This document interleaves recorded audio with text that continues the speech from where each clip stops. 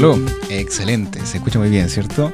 Bienvenidos una vez más acá a Salud en tu Barrio. Nos encontramos nuevamente también hablando un tema súper importante que, como les decíamos en otro capítulo, habíamos hablado con un profesional de Secus Batuco que dominaba harto el tema porque además es referente de género, ¿verdad? Ajá, excelente. Y tenemos el privilegio de conversar con él respecto a la violencia en el pololeo. Así que vamos a hacer una acotación respecto a justamente la temática y vamos a ver puntos críticos que tienen que ver con la prevención. Así que Rafa, como te había dicho, bienvenido una vez más. ¿Cómo estás? Muy bien, Gerardo. Muy bien, ¿y tú? Yo muy bien, muchas gracias por preguntar. Y obviamente porque es súper entretenido de por sí conversar con las personas que vienen para acá y sobre todo cuando existe como este intercambio de información cuando somos profesionales de la salud mental, obvio. Cada vez somos más. Así que, Rafa, mira, habíamos hablado de la violencia en el pololeo, pero para poder introducir a la gente que está escuchando este capítulo, me gustaría que pudiéramos hacer como una concentración de la info. Entonces, ¿cuándo era determinable una violencia en el pololeo? Bueno, como lo hablábamos en ese capítulo que tú mencionas, la violencia en general tiene que ver con cualquier tipo de control o manipulación que genere malestar físico o emocional en alguna persona, ¿ya? Okay. Eso es lo que hay que tener claro. Ahí se entiende como el concepto de violencia y va desde las más visibles, que tienen que ver con estas agresiones físicas, ¿verdad? Violencia psicológica como insultos, agresiones, pero también cosas más sutiles como el ignorar a la persona, ¿ya? La ley del hielo. La ley del hielo, por ejemplo, que son cosas como más psicológicas. Está la violencia sexual, ¿verdad? Cualquier forma de forzar algún acto sexual, más allá que sea consentido verbalmente o no, de sentir que tengo que estar obligada a decir que sí. La violencia económica, cualquier tipo de control a través del dinero, ¿ya? O el trabajo. Uh-huh. Y hablábamos también, creo que no me salto ninguna otra. Te falta una. Sí, la nueva que es, digamos, relativamente más nueva, que es la violencia digital, ¿verdad? Correcto. Que hablábamos ahí un poquito en detalle de todo lo que tiene que ver con el control a través de las redes sociales y el uso de aparatos digitales. Y que, como también decías tú, hay que ser muy meticuloso en estos aspectos de violencia porque siempre que exista un flujo de comunicación, de respeto y de reciprocidad, ahí no alcanza a ser un signo de violencia. Pero ya cuando existe una manipulación, un control o un deseo netamente individual sin importar cómo está la otra persona, eso ya pasa a ser un signo violento, ¿verdad? Exacto.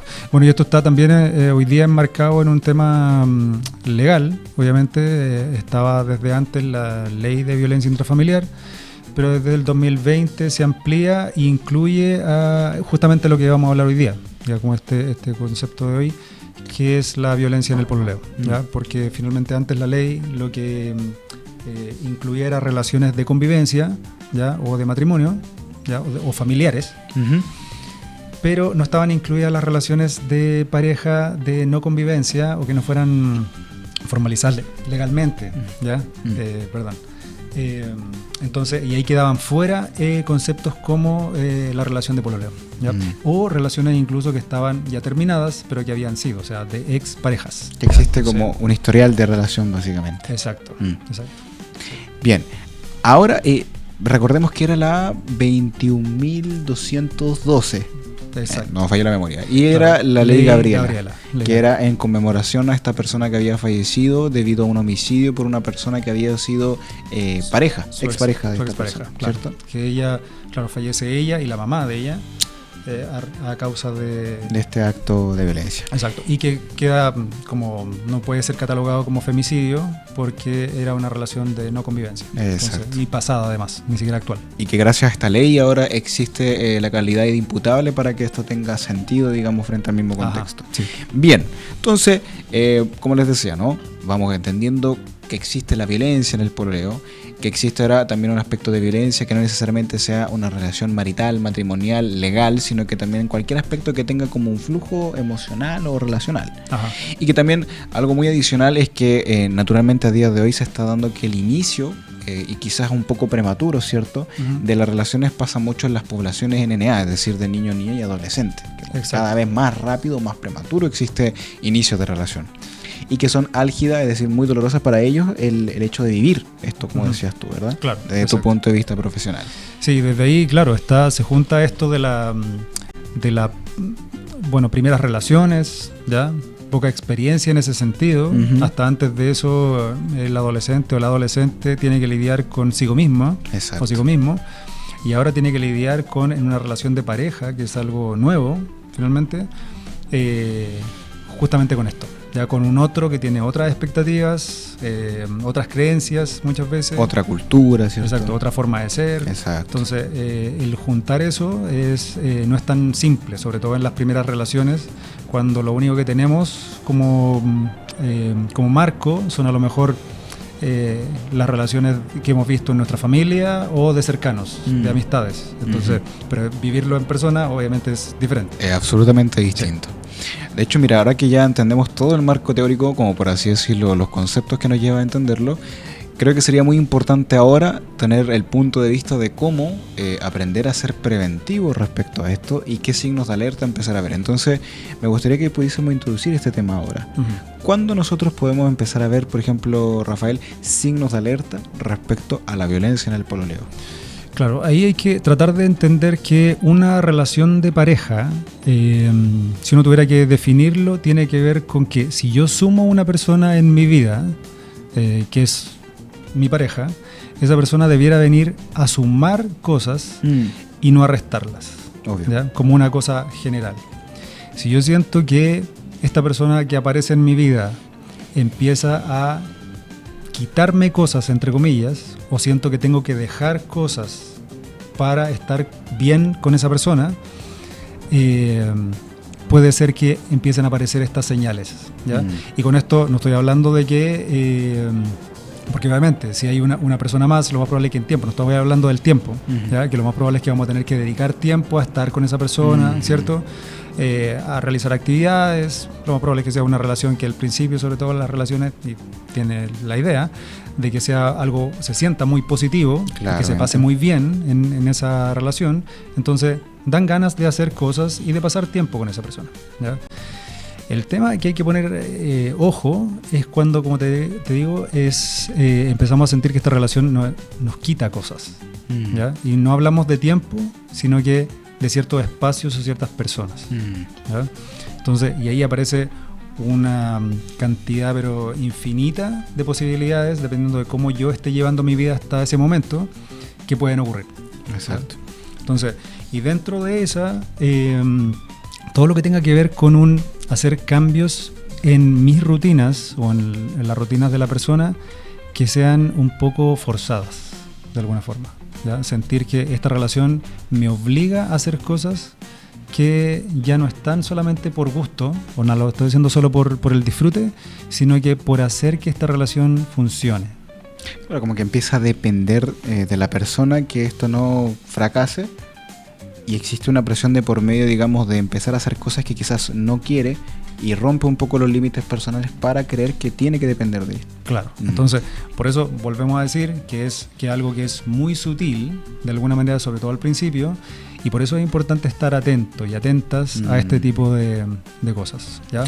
Porque situaciones como las que tú decías, cuáles son como las señales de alerta o que se le llaman como las red flags finalmente en una... Hablemos de las red flags. Claro, como en una relación de pareja, tienen que ver, por ejemplo, empezar a controlar las actividades que realizamos en primera instancia. De manera individual. Exacto, ¿ya?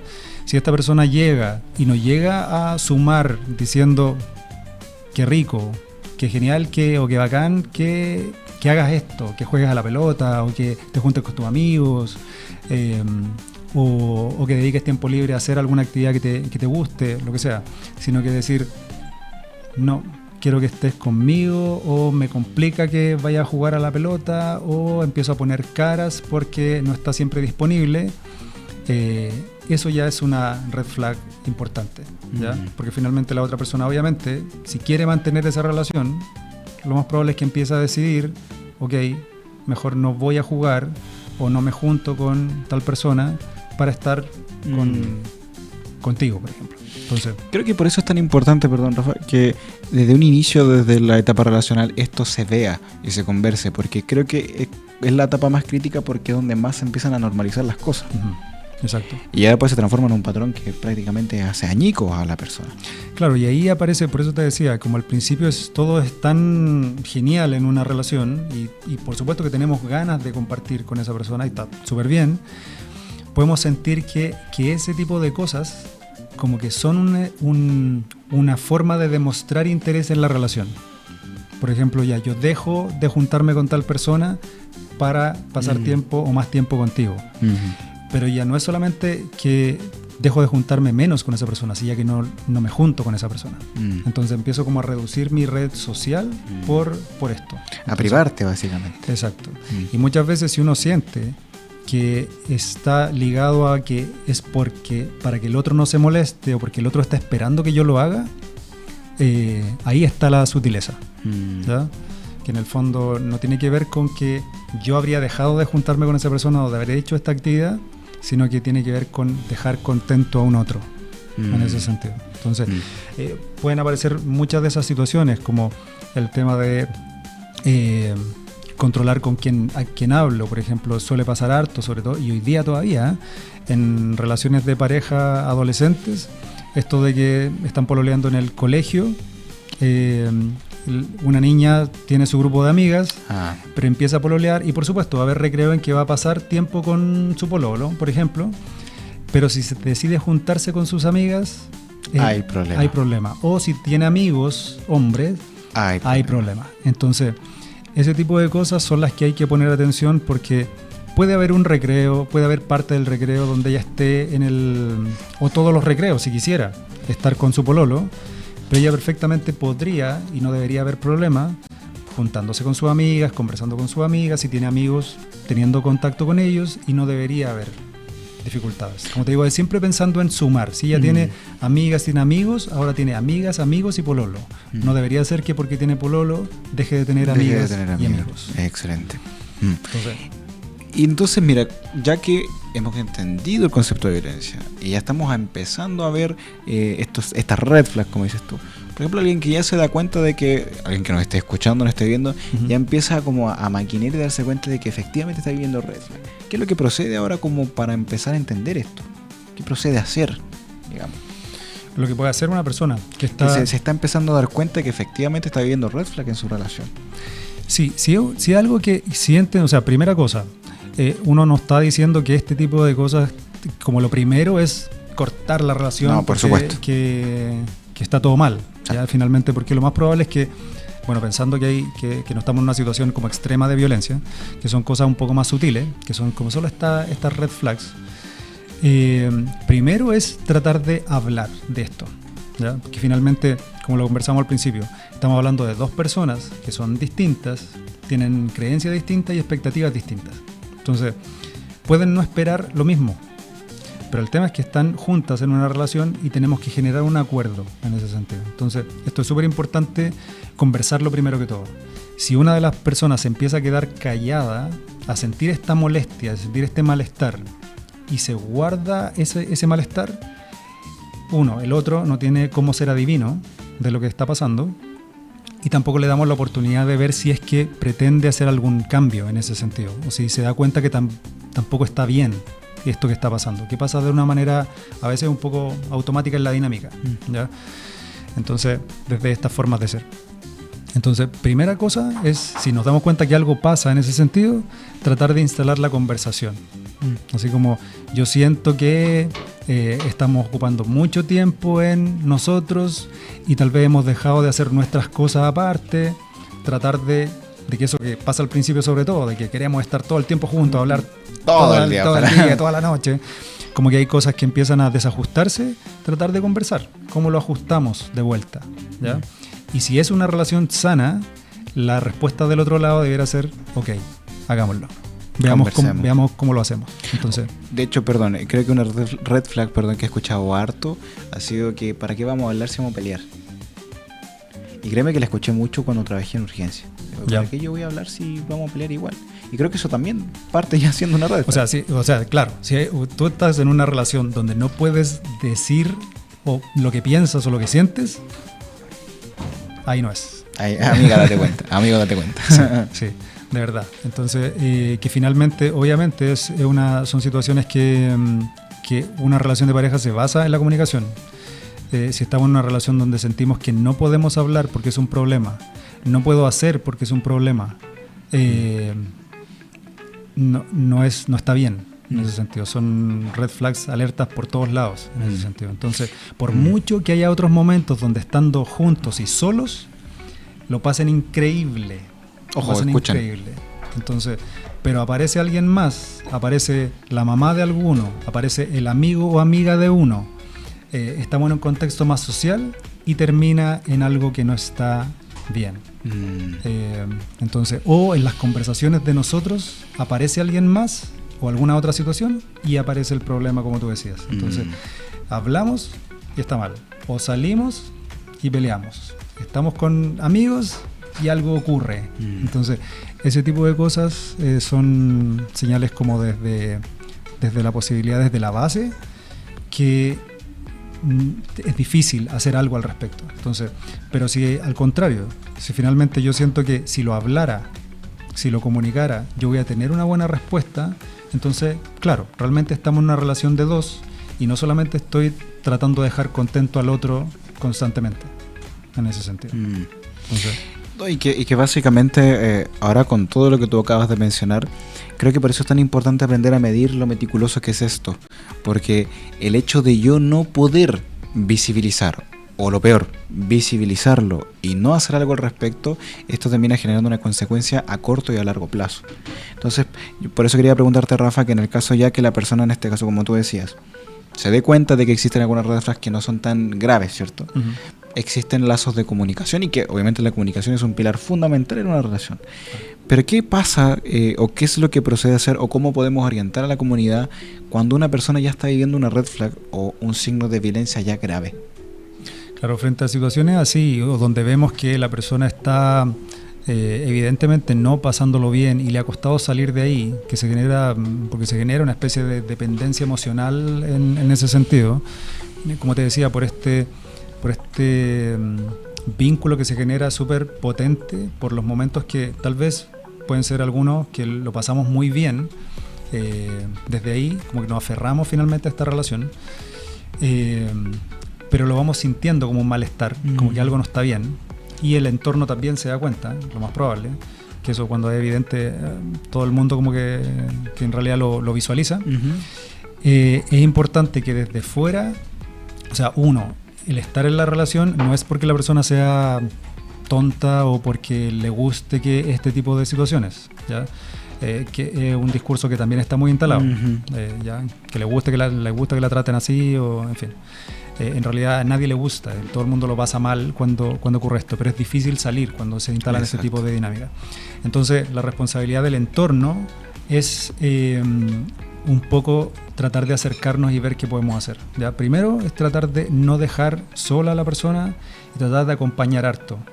No forzar necesariamente a que la relación termine. Si queremos aconsejarla en ese sentido podemos hacerlo, pero si no lo hace, porque por lo complejo que estamos hablando, no decir, entonces no la acompaño más, claro, o no le hablo más, porque finalmente lo que hace la dinámica de violencia es justamente eso, como dejar a la persona sola. Entonces, si yo me doy cuenta que esto está pasando y yo aporto a eso, yo además decido dejarla sola, estoy siendo un cómplice, básicamente. Exacto. Entonces, finalmente me toca a lo mejor aplicar mucha paciencia y tener que decir, ok, yo acompaño, me tocará a lo mejor escucharla llorar o contarme la historia de nuevo, yo aconsejar de nuevo, hasta que la persona pueda realmente decir, ok, estoy lista para tomar una decisión y esté la compañía, definitivamente, como desde los más cercanos.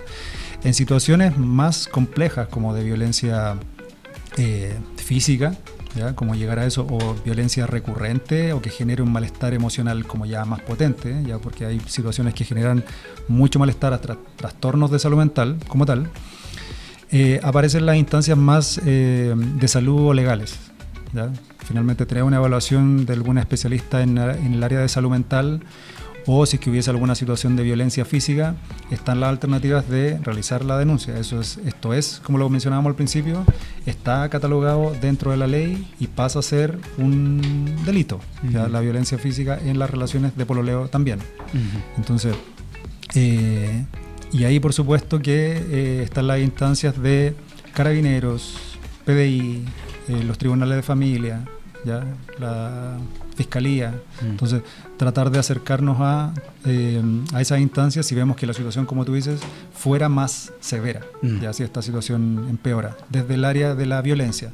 Si empeora desde el área de la salud emocional o la salud física incluso, que la persona lo esté pasando tan mal, tratar de acudir a un centro de salud. Ya eso no puede quedar solo ahí, yo soy testigo de esto, veo que lo está pasando mal y lo dejo ahí. Sobre todo si estamos hablando de adolescentes, que hay adultos que son como responsables finalmente de esa misma dinámica. Exacto. Y que la invitación yo nuevamente se las hago a que sea niño, niña, adolescente, adulto, persona mayor, que también asista en este caso en contextos de violencia o de urgencia de salud mental, que pueda asistir al servicio de urgencia. Y Rafa, como para ir haciendo justamente este cierre, no sé si existe algún fono o algún número de ayuda en este caso para personas que estén viviendo algún hecho de violencia. Sí, el más fácil es el Fono Familia de Carabineros, que es el 149, ¿ya? Que finalmente no necesariamente es para situaciones de violencia severa, puede ser incluso para orientación. Estupendo. Una persona puede ser un papá, una mamá, un adolescente que está, puede ser amiga o estar viviendo una situación de violencia en su relación de pareja, puede llamar a este número de forma confidencial y hacer las preguntas que aparezcan para orientarse, ¿ya? Desde qué situaciones son a las que tengo que seguir poniendo la atención o qué puedo hacer, ¿ya? ¿Qué puedo hacer al respecto? Sin que sea necesariamente ese número para hacer una denuncia como tal, ¿ya? No es necesariamente para eso, sino que para orientación. Entonces, y eso a veces nos baja harto la sensación de ansiedad y que podemos tener más claridad todavía de cuáles son los pasos que puedo dar. ¿Ya? Y que en el caso que sea denuncia es derechamente con el cuerpo de Carabineros. O PDI. O PDI. Claro. Estupendo. No sé si hay alguna otra información adicional que también nos quisieras comentar respecto a todo este marco de cosas que son álgidas y son un poquito extensas, pero muy importantes. Sí, no, solo dejar el mensaje que las relaciones de pareja no tienen que estar relacionadas con el control, ¿ya? Sino que con el disfrute y el sentir que somos parte de un equipo y no solamente estar como dejando feliz a alguien más. ¿Ya? Finalmente el estar con alguien, como lo conversábamos, tiene que ver con que esa persona venga a sumar a mi vida y no a restar. Excelente. Es decir, es una suma y es un sistema que funciona en base a dos personas y no solamente en una. Porque cuando ya comienza a funcionar solo una, se comienza a fracturar y se pueden surgir elementos de violencia, de salud mental, etcétera, ¿cierto? Así que Rafa, bueno, siempre es un privilegio tenerte aquí. Probablemente en algún otro momento te tengamos de nuevo, así que feliz. Es un hasta pronto. Así será pues. Gracias por haber venido, gracias a quienes nos escucharon y nos vieron y le mandamos un fuerte saludo, un abrazo y si hubo algo que te hizo sentido de lo que conversamos hoy día, te invito a que puedas tomar en consideración estas orientaciones o te acerques al centro de salud correspondiente. Que estén muy bien. Muchas gracias. Chao, chao. Chao, chao. Llegamos al término de esta edición de Salud en tu Barrio, aquí en Radio Lampa FM.